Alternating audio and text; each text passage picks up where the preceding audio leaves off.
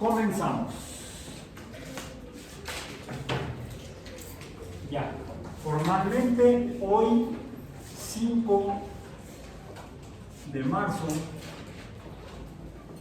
de 2024 en nuestro curso de Biomatemáticas 1 de esas 3 licenciaturas: Biología, Hidrobiología y Producción Animal, de la División de Ciencias Biológicas y de la Salud de la Universidad Iztapalapa de la UAM. El día de hoy, nuestra primera sesión es para, dice el programa oficial, hablar de, o comenzar a hablar de conjuntos y números reales. Bien. Pero la primera pregunta que se hace uno cuando está estudiando una licenciatura en ciencias biológicas, de para qué necesito las matemáticas. Recuerdo un compañero de la secundaria, cuando estábamos ya casi terminando, y ahí hablando, y ahora qué vas a estudiar, bueno, hay que pasar a la prepa, pero a qué carrera quisiera seguir después de la prepa. Y uno de ellos dice, no, yo voy a estudiar biología. ¿Y eso por qué? Es que no quiero volver a saber nada de matemáticas. Bueno, estábamos chamacos de secundaria, yo en aquel tiempo pensaba estudiar química. Le dijimos, ¿qué es lo que piensas tú? Finalmente, en mi paso por el bachillerato, por la preparatoria, decidí, en lugar de estudiar química, la licenciatura en química, dije biología en la UAM. Ya conocía yo el plan de estudios porque a la prepa nos llevaban folletitos con el plan de estudios de las licenciaturas que había entonces en la UAM. Y vi que en la licenciatura en biología, contra lo que había dicho mi compañero de la secundaria, que ya no había vuelto a ver yo, veo que en el primer trimestre, matemáticas. En el segundo trimestre, matemáticas. En el tercer trimestre, matemáticas. En lo que era entonces el tronco común de la licenciatura en biología. Eran 3 cursos de matemáticas. 3 cursos de 3 UEAs de matemáticas, algo que se llamaban matemáticas A, B y C. Bueno, ahora se llaman, de entrada ya no se llama matemáticas, se llama biomatemáticas. Y uno con ese número.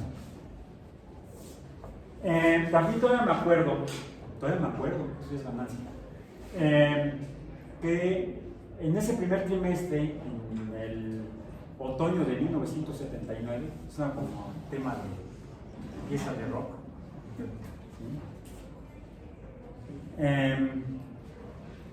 estaba yo en el salón de clases, en el C214, acá arriba, para allá, ¿sí? Para allá, ¿no es cierto? C204, 214 está para allá. Esa fue mi primera aula cuando tomé clase en la UAM. Ahí llegó el profesor de matemáticas A, se apellidaba Marentes. Llegó, entró, me llamo Marentes y vamos a estudiar matemáticas. Llegó y garabateó el nombre de 3 libros de matemáticas biológicas y biomatemáticas y no sé qué más. Fue lo único que vimos de biología o de biomatemáticas en ese curso. Porque todo lo demás que vimos lo había visto yo en la preparatoria, en mi curso de matemáticas básicas. Álgebra, funciones, lo mismo. En alguna ocasión dijo, bueno, vamos a ver un ejemplo de biología. Una rana salta. Profesor, eso no son matemáticas biológicas, eso es trampa. Eso no es aplicar el conocimiento de una disciplina en otra. No, eso es una trampa didáctica tal vez, o una trampa finalmente. Afortunadamente con el tiempo finalmente terminé la carrera y empecé a darme cuenta, yo como biólogo, que necesitaba matemáticas. Y es más, a lo largo de la carrera, y ya desde el primer trimestre, pero no en matemáticas, no en matemáticas A, sino en bioquímica 1, vi que necesitaba yo usar matemáticas. Cuando estábamos viendo el tema de cinética de enzimas, cinética enzimática. Y en química, cuando estábamos calculando el equilibrio químico de las reacciones y el balanceo de reacciones.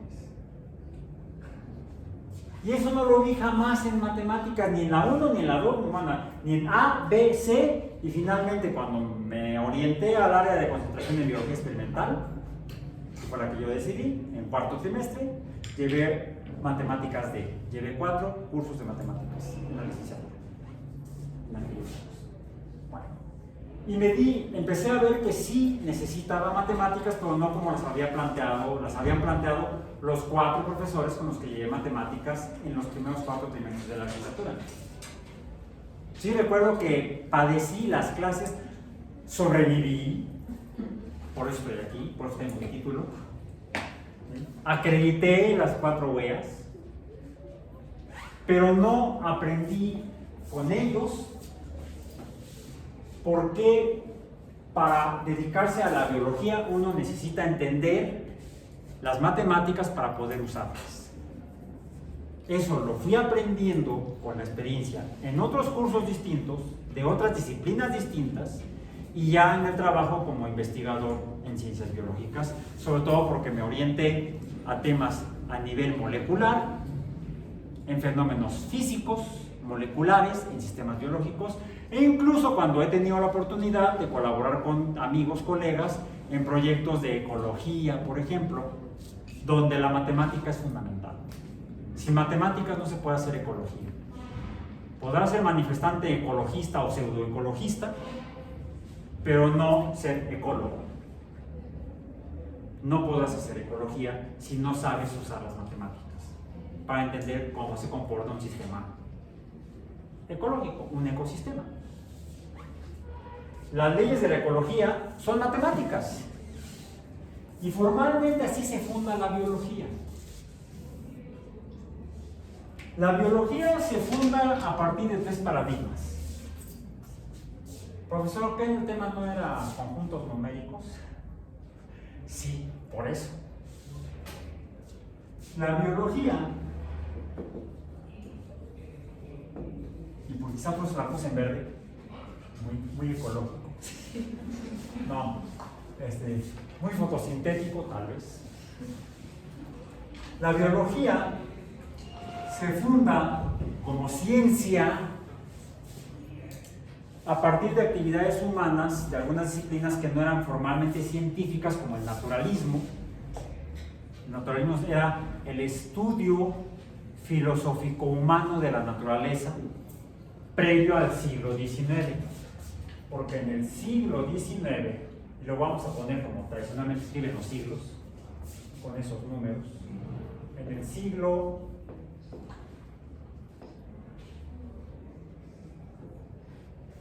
VI, es el siglo VI, ¿no? X y X, ¿cómo suena? Six. O alguien puede decir, no, o sea, es HIG. Para decir, no, profe, es CIS. Ya ven que es la bronca del español cuando adopta, cuando incorpora el náhuatl al lenguaje. A la fecha, y todavía hay otra. Es una especie como de, no es ni S, ni J, ni X, sino sh. ¿Como en qué? Bueno, en axiote, el axiote. Y el axiote se pronuncia axiote, ¿no? Xochimilco es con S, bueno, suena como si fuera ese, Xochimilco. México, ya la quieren escribir con J, no jodan. Nosotros vamos a escribir joder con X. Como decía Arbaturo, nomás por joder. Ok, bueno. En el siglo XIX, 10, 1, 10, 10 menos 1 es 9, 10 y 9.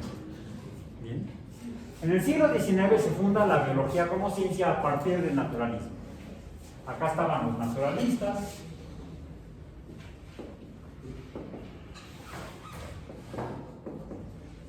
los naturalistas como Linneo en español, porque en realidad él era sueco, no se conoce.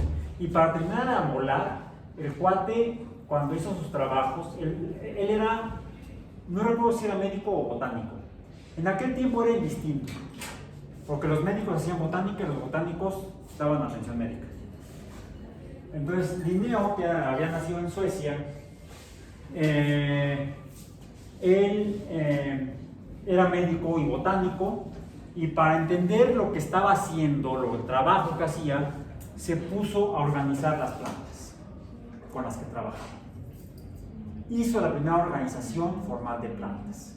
Entonces, pasó de ser un médico y botánico a ser más bien un estudioso de la naturaleza, un naturalista. Otros naturalistas, como además de Linneo, tendríamos tal vez a Lamarck,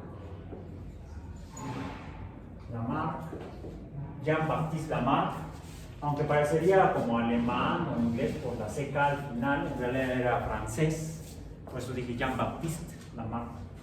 El problema de Linneo es que no sé cómo se escribía su nombre en latín, en sueco, porque él escribía en latín. Lo conocemos en algunos textos como Carl von Linné. Aparentemente sería la forma sueca, pero él escribía su nombre como Carl Linnaeus, latinizado, Linnaeus. Linneo para los cuates. Linneo, Lamarck, ¿qué otro naturalista? Darwin, pero Erasmus.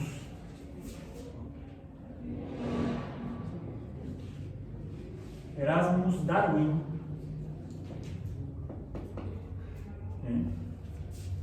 Otros por aquí, tendríamos yo que mencionar como naturalista a un holandés,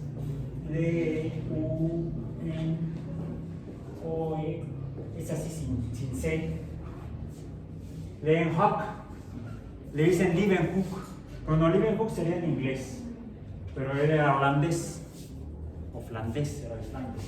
Leeuwenhoek se pronuncia más o menos así, el holandés es dificilísimo. Leeuwenhoek y un inglés, ese sí me sale fácil. Robert. Me sale fácil y se me olvida más. Hooke. No el capitán. No Captain Hook. Porque este lleva a E al final. Si no sería el Garfio. Captain Hook, el capitán Garfio, no. Robert Hooke y Leeuwenhoek, o Leeuwenhoek, es holandés. ¿Qué hicieron? ¿Qué inventaron? Digo, lo inventaron simultáneamente, más o menos, aunque fuera primero Leeuwenhoek y luego Hooke. Dicen que Hooke se pirateaba todo. No sé si hasta la tesis, como dicen por ahí. Leeuwenhoek y Hooke son reconocidos como los creadores del microscopio biológico. Lo que les permitió descubrir a Leeuwenhoek, era un tipo que tenía tripas duras, no le daba asco nada. Primero lo que hizo fue revisar gotas de agua, luego gotas de vino, y vio ahí cositas que se movían. Luego hasta la baba de sus amigos, y vio más cositas. Luego no le daba asco. Era biólogo, no puede ser biólogo, la biología no existía, sino hasta el siglo XIX. Pero sentaron las bases de lo que luego sería el primer paradigma de la biología al descubrir a los animáculos, Leeuwenhoek, y Hooke, que descubrió, ¿cómo le llamó? Él estudió sobre todo maderas, como el corcho. Celdas, cells en inglés. Le parecieron celdas porque él era inglés, vivía en Inglaterra. E Inglaterra es una monarquía teocrática. Si es una monarquía teocrática, ¿qué es una democracia? Cuernos. Es una teocracia. ¿Que se dejan llevar mucho por la religión? No mucho. ¿Se dejan llevar por no, es que quien rige el Reino Unido de la Gran Bretaña es la persona que es cabeza de la Iglesia Anglicana. Hasta hace poco era Chabela. Elizabeth, Isabel. Murió y ahora es su hijo, que además tiene cáncer. Podría tener Capricornio. No, cáncer. Con todo respeto dirían por ahí. Además de tener chorromil títulos, tienen el título de representantes de Dios en la tierra de la Iglesia Anglicana. Entonces es una teocracia. ¿Por qué son teocracia? Porque finalmente la religión anglicana es una religión que cree en el Cristo. Es una forma de cristianismo. Y vienen, de hecho, la Iglesia Anglicana se crea cuando Enrique VIII se enoja con el Papa porque no lo deja divorciarse, porque Ana no podía tener hijos. Y entonces dice, bueno, me quiero divorciar. El Papa le dice, y entonces dice, me importa un pepino. Le corta la cabeza a Ana. Bueno, primero se divorcia, luego le corta la cabeza y se casa con alguien más. Y entonces ya aquí no manda el Papa, el que manda soy yo. ¿Sí? Entonces se separa de la Iglesia de Roma y crea la Iglesia de Inglaterra, donde la religión cristiana estaba profundamente asentada, incluso desde el tiempo de los vikingos. Los vikingos, cuando invaden las islas, asumen el cristianismo. La Iglesia cristiana llega a las Islas Británicas por la invasión romana, por las legiones. Cuando los romanos invaden las Islas Británicas y se asientan en el sur de las islas, en lo que es Inglaterra, ya eran cristianos los romanos. Entonces introducen la religión cristiana. ¿Sí? Por eso es que en Inglaterra rige principalmente el cristianismo. Y había ya desde aquellos años múltiples órdenes religiosas cristianas, de monjes y de monjas. Y los monjes los construyen los monasterios y habitan en celdas. No son habitaciones, no son cuartos, no son recámaras, no son lofts. ¿Sí? Son celdas, así les llaman. En inglés, como dijiste, cell. No, tú dijiste celda, yo dije cells. ¿Bien? Es por eso que Hooke, al ver en el microscopio una muestra de corcho, él describe las cells. Los españoles, tan malos como siempre han sido adoptando otras lenguas, ya hablamos del tzix, incorporar otras lenguas, pues traducen cells, no como celda, sino como célula. Bueno, ni modo, ya se quedó así. Pero tendría que ser la teoría de las celdas.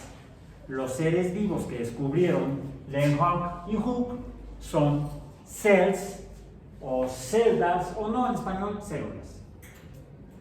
Es decir, tanto los organismos chiquitos microscópicos que viven por separado o en grupos, colonias, están formados por células, como los organismos grandotes formados por muchas de esas, como las plantas que lignifican, que generan maderas y materiales similares como el corcho, pues también están formados esos organismos por células. Y si nos vemos en un microscopio, vamos a ver que nosotros también estamos formados por células. Todos los seres vivos en el planeta Tierra están formados por células. Cuando sentamos una definición o descripción de algo en la naturaleza basado en evidencias, lo vemos, es una evidencia, lo que vemos, y lo vemos entre varios y confirmamos que lo que estamos viendo, estamos de acuerdo que existe, que así es, que así describe la realidad, hemos entonces llegado a una teoría. Una teoría es una descripción de la realidad basada en evidencias y asumida por consenso como la mejor descripción de la realidad. Entonces se crea a partir de este descubrimiento la teoría celular. como es un nombre, la pongo en mayúsculas la primera letra de cada palabra. Es un nombre propio de una teoría, la teoría celular. La primera teoría o paradigma fundacional de la posterior biología como ciencia. Esto no podemos decir que haya un proponente o descubridor, fueron varios, no solamente fueron ellos dos. Es una larga historia, la cual la pueden encontrar explicada de manera muy interesante y breve, hasta animada, en un video de dibujos animados en YouTube. Se llama la rara historia de la teoría celular. Así búsquenla. O la extraña historia de la teoría celular. Está tanto en inglés como en español. De hecho, el video original está en inglés. The Strange Story of the Cell Theory. Algo así. Este es el primer paradigma. No tenemos una fecha, porque fue una acumulación de observaciones. ¿Cuándo se propuso la teoría celular? No tenemos una fecha. Tenemos un desarrollo histórico. Pero para el siglo XIX ya estaba asentado. Ya todas las personas que estudiaban la naturaleza, los naturalistas, afirmaban que los seres vivos todos están formados por células. En 1832, creo, no recuerdo el año, no es tan importante ese año, pero sí es tan importante lo que ocurrió en ese año, en diciembre de ese año, no recuerdo bien el año, por si recuerdo el mes, fue en diciembre, un naturalista inglés que había entrado a la universidad, creo que de Edimburgo, a estudiar medicina. Le pasó lo que le sucedió a uno de mis tío abuelo, que lo mandaron de Toluca, vivía en Toluca, lo mandaron a la Ciudad de México a entrar a la escuela a estudiar la carrera de medicina. Primer día de clases, vamos al primer día de clases al anfiteatro a ver cadáveres. Obviamente salió vomitando y no regresó. Fue un excelente acuarelista y arquitecto después. Incluso el primero que recibió de la UNAM el premio Universidad Nacional. El arquitecto Vicente Mendiol. Bueno, pues afortunadamente el primer día de clases lo llevaron a un que iba a estudiar medicina, porque a eso lo había mandado su papá, mi bisabuelo. Salió vomitando del anfiteatro, qué bueno. Porque fue muy importante para la UNAM después tener semejante arquitecto.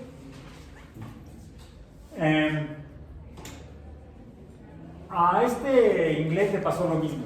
Llegó a la universidad a estudiar medicina, su papá era médico, hijo de Erasmus Darwin, creo que Robert se llamaba el hijo de Erasmus, Robert Darwin, médico, mandó a los hijos a estudiar medicina, a Robert y a Charles. Primer día de clases al anfiteatro, en el siglo XIX. En el siglo XX en México se llama igual, les digo, esto le pasó a mi tío. Y Darwin hizo lo mismo que mi tío, salió vomitando. Bueno, Robert se quedó. Charles dejó la medicina y se dedicó a la geología, que era una rama del naturalismo, la geología, el estudio de la Tierra, la geología. Bueno, ya estando por terminar la carrera, por influencia de su papá, que eran gente de mucha lana en Inglaterra, eran dueños de fábricas de cerámica, en Escocia principalmente, también en Inglaterra, y eso le permitía a la familia Darwin tener un nivel de vida muy cómodo. No necesitaban trabajar porque eran dueños de la fábrica, los que trabajaban eran los obreros, eran capitalistas, explotando a proletarios. La historia era una mierda. Okay.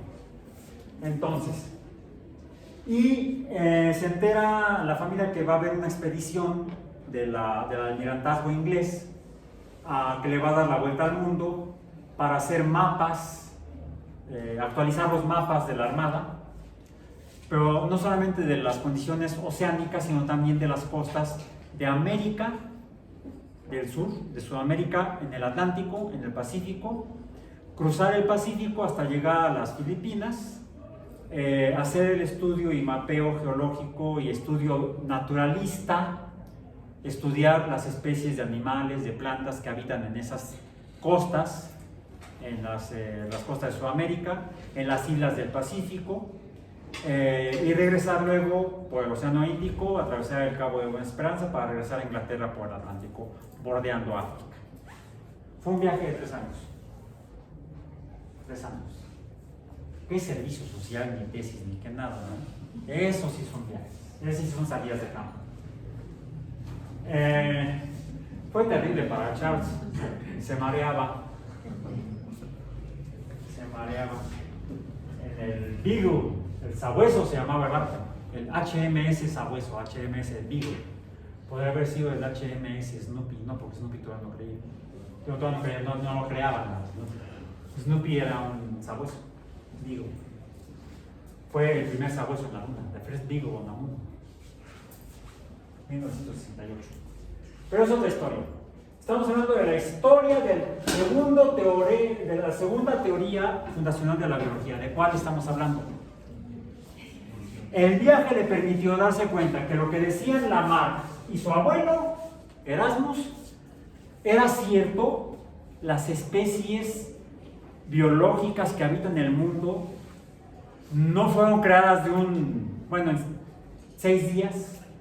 Será menos, porque el primer día creó el cielo y la tierra, el lucero del día y el de la noche, que también se puede ver de día. ¿Han visto la luna de día? Entonces creo que les digo que era un teléfono descompuesto. El lucero de la noche, entonces ¿por qué lo ve de día? Además no es un lucero porque no tiene luz propia. Refleja la del otro. Es como un espejote. Cuando la luna se pone redondota con una pelotota que alumbra el callejón y se vuelta. Bueno, las especies biológicas no fueron creadas de un plumazo por nadie, ni por Zeus, ni por Deus, que suena igual, Deus, Zeus, sea el mismo, al menos fonéticamente, suena igual. Sino que parece que se forman en el tiempo, se van transformando. Esa es la explicación o teoría que describían naturalistas como Lamarck y Erasmus Darwin. Las especies se forman porque hay un antílope en África y come plantitas. Pero se van acabando las de abajo, comen las hojas de las plantas, pero se acaban las de abajo y nada más están las de los árboles altos, y entonces estira de pescuezo y se transforma en jirafa. Pues verdad que no. Bueno, o sea, en términos generales y muy simplificados y simplones, dicho por mí, lo que explicaban Erasmus Darwin y Jean-Baptiste Lamarck. Era difícil de creer, como que no había evidencias suficientes que afirmaran esa hipótesis. Una explicación no confirmada, una hipótesis. Ese viaje de 3 años de Charles Darwin, nieto de Erasmus, hijo de Robert, le permitió, con sus conocimientos de geología, ya para el siglo XIX, se habían descubierto y se habían entendido lo que eran algunas piedras con formas de animales o de plantas, que estaban como aplastados o atrapados entre capas de rocas que ya un geólogo, si no fue su nombre, luego les digo cuál es la referencia, autor del libro en el que estudió Darwin, Lyell, Charles Lyell, también así como un relámpago de Zeus, el concepto. En el libro de Charles Lyell, él explicaba cómo las capas que vemos cuando viajamos, salimos de la Ciudad de México, que vivimos en medio de una olla, ¿sí?, formada por montañas, y para pasar por ahí luego cortan los cerros a las montañas, y vemos que son como pasteles. Bueno, esas capas de pastel de las montañas tampoco se crearon en 6 días, sino que cuando uno se observa y vive quizá en una zona donde haya montañas, lomas, llueve, ¿qué sucede? Llueve, o los mismos ríos arrastran tierra, rocas, arena, y va quedando se va acumulando y va quedando capas como de pastel. Bueno, ya Lyell planteaba que era su teoría o hipótesis de formación de las formaciones geográficas en la Tierra, que quizás era la forma en la que se producían las montañas, a través de la acumulación de sedimentos, por sedimentación. Eso lo estudió Darwin. Y lo interesante fue que entre capas de sedimentos se encontraban esas rocas con forma de animales y plantas. Deben haber sido animales que por algún proceso químico se transformaron en roca, no porque hayan visto a Medusa. Ya ven que la que veía Medusa se transformaba en roca, según la tradición helénica, griega. Entonces, sería tal vez que los cadáveres de algunos animales y plantas quedarían cubiertos por capas de arena, de grava, y a través de alguna transformación química se transformarían de material orgánico a material inorgánico. Y serían las huellas de los organismos que vivieron en el pasado. Algunos lo interpretaban, ¿ves como si hubo diluvio universal? Se inundó y todos quedaron tapados por los sedimentos. Está bien, ya. Yo no les digo que cree, cada quien cree lo que quiere y si se quiere basar en evidencias o en creencias. Darwin se da cuenta con ese conocimiento de geología que es posible que efectivamente al encontrar en capas diferentes organismos parecidos pero distintos en el tiempo, algunos ya no existentes, incluso en ese lugar, sino en otro lugar, podría ser que fueran cambiando con el tiempo, en tiempos muy largos, pero quizá también en tiempos muy cortos. Ya mencioné que eran ingleses y vivían en Inglaterra y en Escocia, y en Escocia, por ejemplo, crían ovejas, ¿no? Borregos, para producir lana, para la ropa. También crían conejos y crían vacas y plantan diferentes tipos de vegetales, trigo en Europa principalmente, cebada, otros. Y cuando uno, sobre todo, no sé, alguien tiene gatos o conejos o perros, ha criado, ha tenido las gatitas esperando gatitos y salen gatos diferentes, ¿no? Cada camada, en el caso de los mamíferos, cada camada es variante. No salen 4 o 6 crías o gatos iguales a los papás, sino que presentan variaciones. Algunos incluso más grandes, otros más chiquitos, unos más ñengos, otros más chonchos. Y también, desafortunadamente, se dan cuenta que no todos sobreviven. Algunos nacen muertos, algunos mueren poco después de nacer. Algunos, aunque sobreviven al nacimiento, en el proceso de crecimiento se enferman y mueren antes de poder reproducirse. Y los que se reproducen tienen camadas también variantes con el mismo fenómeno. Lo que también observamos es que las crías de la segunda camada se parecen más a los que sobrevivieron que a los que se murieron, por supuesto, ¿no? Y aunque se produzcan nuevas crías parecidas a las que no sobrevivieron, uno dice, híjole, creo que no la vas a hacer, mano. Pues ni modo, así es la vida. La vida es, no como uno quisiera. La naturaleza es indiferente a los sentimientos humanos, pero uno aprende de esa manera. No es que uno se vuelva inhumano, uno entiende lo que sucede en la naturaleza cuando estudia biología. Bueno. Y eso es cuando los estamos criando y los cuidamos y les ponemos la cobijita y les damos el alimento y aún así llegan a fallecer antes de la reproducción algunas crías. ¿Cómo será en el estado silvestre? Todavía más dramático. Es mayor la mortandad. La tasa de mortalidad es mayor en el estado, en las condiciones silvestres naturales, que en estados de domesticación. Ahora, también vemos que no todos los borregos que están criando son iguales. No todas las vacas son iguales. Hay vacas que se crían para producir leche y vacas que se crían para producir carne. Otras para producir piel para zapatos. Bueno, ¿no hay aquí algún veggie o algo por el estilo? La puerta está abierta. Es biología. Y alguien dirá, inhumano. No, soy humano y soy biólogo. Entonces entiendo cómo funciona la naturaleza, no como quisiera que fuera la naturaleza. Bueno, si eso hacen los humanos, que de dos crías pueden ir seleccionando las que quieren para su fin humano, es una selección artificial. En la naturaleza, no con intención, sino dependiendo de las condiciones ambientales, algunas crías sobreviven y otras no.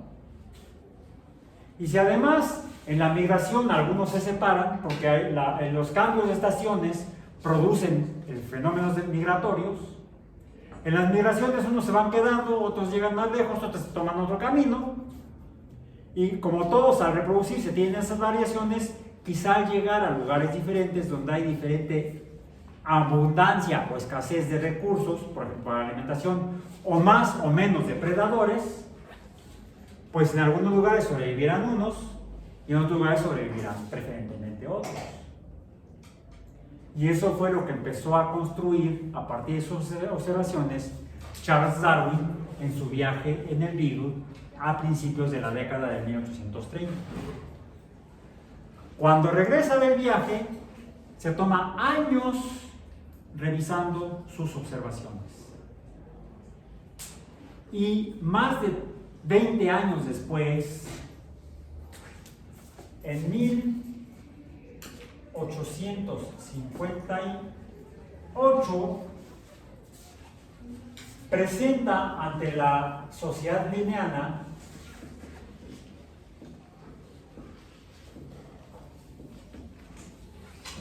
de Linneo, aunque era sueco, la Sociedad Linneana estaba en Inglaterra, era una sociedad de naturalistas. En la Sociedad Linneana, en 1858, escribe un texto Charles Darwin donde describe sus conclusiones del viaje y es leído por otro naturalista, también inglés, Alfred Russel Wallace, que había hecho sus exploraciones y observaciones durante varios años en Indonesia, en el sureste de Asia.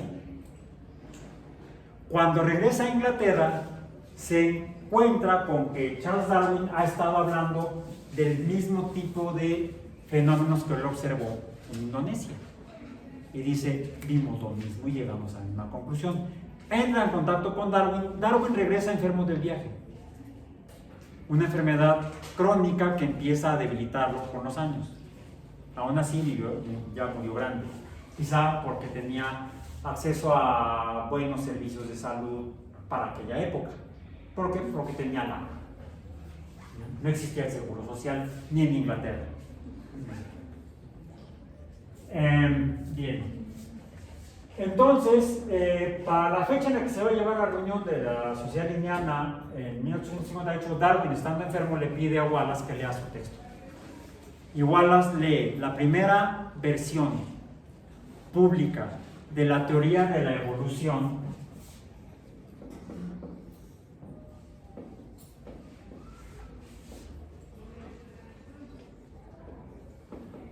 o formación de especies, pero distinta a la de Darwin y Lamarck, la teoría de evolución o formación de las especies por selección natural. El libro sale publicado en 1859, es decir, al año siguiente, el texto completo, el cual su primera edición se agota en semanas. En pocas semanas se agota la edición completa de la primera edición de la teoría de la evolución por selección natural. La teoría de el origen de las especies por medio de la selección, etcétera, etcétera, etcétera. Luego revisamos. Segundo paradigma que da posteriormente lugar a la fundación de la biología como ciencia. ¿Y las matemáticas? ¿Dónde están las matemáticas? Cronológicamente, posterior a la teoría de la evolución, se publica el tercer paradigma fundacional de la biología. Cronológicamente, pero conceptualmente explica la evolución, la formación de especies a partir de la selección natural, porque toma como tema de estudio la variabilidad durante la reproducción, la variación de las especies en la reproducción. El hecho de que en la crianza se tienen en camadas, o cuando una planta produce frutos, en los frutos están las semillas, o incluso, aunque no produzca fruto porque no es una angiosperma, en los pinos, en las gimnospermas, producen también semillas en los conos, y las otras que se reproducen por esporas. Las esporas generan descendientes con variabilidad en sus características, le decimos en el fenotipo, sus características físicas, anatómicas, funcionales, para usar los recursos del ambiente, para protegerse de los depredadores. Hojas que si un animal llega y se la come, se le irrita el hocico, entonces ya no come más de esas, ¿sí? Aunque hasta que aparecen los humanos, entonces dicen, ahí está muy bien, hagamos una salsita picante, ¿sí? Las plantas generan esas sustancias para defenderse de insectos y otros depredadores, pero no las protegen de los humanos. Esas sustancias irritantes. Bueno, los humanos hacen lo contrario, toman las plantas que tienen las sustancias más irritantes y las reproducen preferentemente para obtener plantas con mayor riqueza de sustancia irritante, del picante. Así es como se producen por domesticación o selección artificial actualmente las salsas industriales. Bueno, quien explica esa variabilidad es un cuate que no pudo ir a la escuela porque era miembro de una familia muy pobre, todo lo contrario a Darwin, y ni siquiera en las Islas Británicas, era en el centro de Europa, en el centro este de Europa, en lo que donde ahora está la República Checa. Se llamaba Moravia, bueno, la región se sigue conociendo como Moravia. En Moravia vivía la familia Mendel, pobre, campesinos, y mandan al hijo a enrolarse, bueno, sí, a un monasterio, porque es ahí donde podía ir a estudiar, porque no podían ir a una escuela formal. Si querían que el hijo aprendiera a leer y otras cosas, pues lo mandaron de monje, no a hacerle al monje, es diferente. Ya estando en la orden, en el monasterio, de hecho, el monasterio sí lo manda a estudiar a la universidad, nunca se titula. Darwin tampoco. Entonces no depende en este caso del nivel económico, sino más bien de qué tan ocupados estaban haciendo cosas. Porque Gregor Mendel, que estudió incluso física en la universidad, con físicos tan notables como el profesor, otra vez mi memoria, mi Alzheimer, que está cada día peor, Doppler, con el profesor Doppler. ¿Han oído a ese nombre? El del sonido, el de las ondas de sonido, el cambio del tono. Bueno, su descubridor, el profesor Doppler, por eso se conoce como el efecto Doppler, la contracción de las ondas, en este caso acústicas, o la reducción de la frecuencia, no, el aumento de la frecuencia, la reducción de la longitud de la onda. Ese es un fenómeno que descubrió y explicó, explicó Doppler. Bueno, Mendel estudió con él física. Mendel, aunque no tuvo títulos formales, tuvo educación formal, gracias al monasterio, universitaria, y podríamos decir que habría merecido el título de físico. Era más físico que naturalista, vamos a decir, aunque la física es el estudio de la naturaleza. Él, dentro de las tareas que tenía en el monasterio, los monjes cultivan sus alimentos, producen sus alimentos, o al menos lo hacían antes, actualmente no sé. pero entonces producían todo lo que necesitaban ellos o lo más que podían y lo que no lo comerciaban, lo intercambiaban, etcétera, y recibían los nativos, ¿sabes? El diezmo, entonces un montón de cosas. Entonces Mendel, trabajando en la tarea de la siembra de las plantas que consumían, como los chícharos, guisantes, arvejas, tienen diferentes nombres dependiendo de qué lugar o qué país de habla hispana estemos.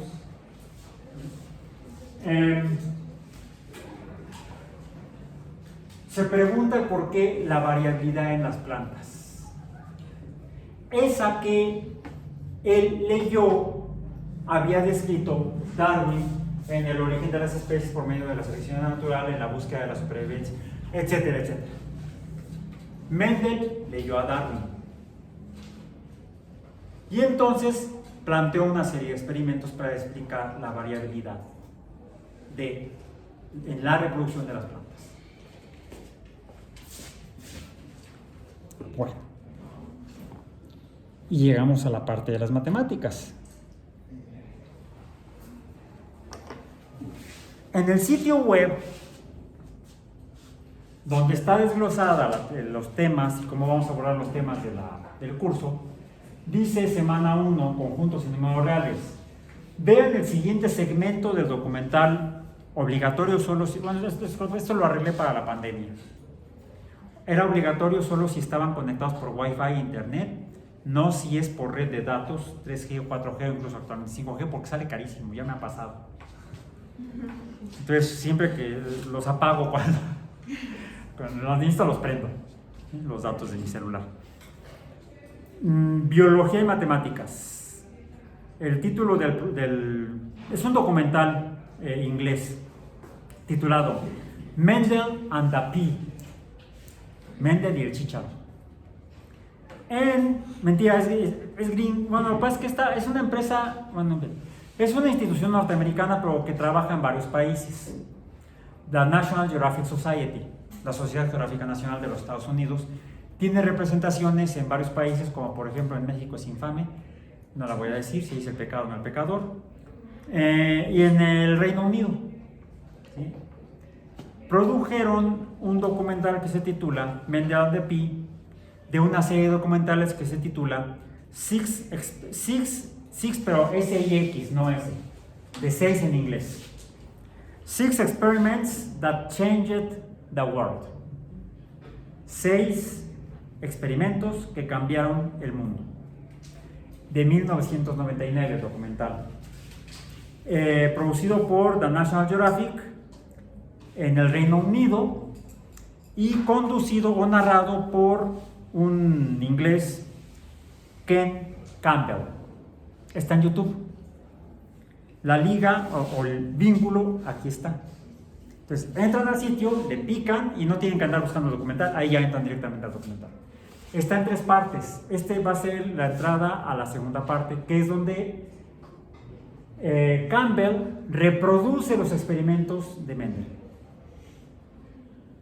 Se requiere tener paciencia de monje para hacerlo. O sea, vean, está interesante verlo. Está interesante verlo, no solamente leer la historia en los libros, o nada más la descripción de el fenotipo no sé qué y el fenotipo no sé cuánto en los libros de genética en los que le estudiamos los cursos de genética en la licenciatura, que son horribles los libros. Los cursos dependen del grupo. Y luego dice en el sitio web, lean Gregor Mendel. Experimento, bueno, el título original está en alemán. Es la lengua que se hablaba en Moravia en el siglo XIX, en los tiempos en que vivió Mendel. Actualmente se habla alemán, se habla checo, se habla eslovaco. De hecho, durante un tiempo se creó una república que era la República de Checoslovaquia. Eso fue cuando yo estudié geografía. Después hubo una revolución y ahora son la República Checa y la República Eslovaca. Qué bueno que no me tocó eso, porque entonces habría tenido que estudiar yo más países europeos. Todavía incluso estudié yo Checoslovaquia, Yugoslavia, Albania, Hungría. Díganme cuáles son los países que actualmente existen en lo que era Yugoslavia. Son un montón. hubo una terrible guerra civil en ese momento. ¿Sí? Son Serbia, Bosnia, Herzegovina, ¿de dónde era Alejandro Magno? Que él no era griego, ¿sí? Pero conquistó a los griegos. Macedonia. ¿Sí? Bueno, hasta allá llegaba Yugoslavia, hasta territorio helénico. ¿Bien? Bueno, sí, luego dicen mis hijas que parece que viviste en la Segunda Guerra Mundial. ¿Vieron la película de Immortal? Más o menos. Ahí tengo mi sable. Bueno, el experimento original, el artículo original de 1865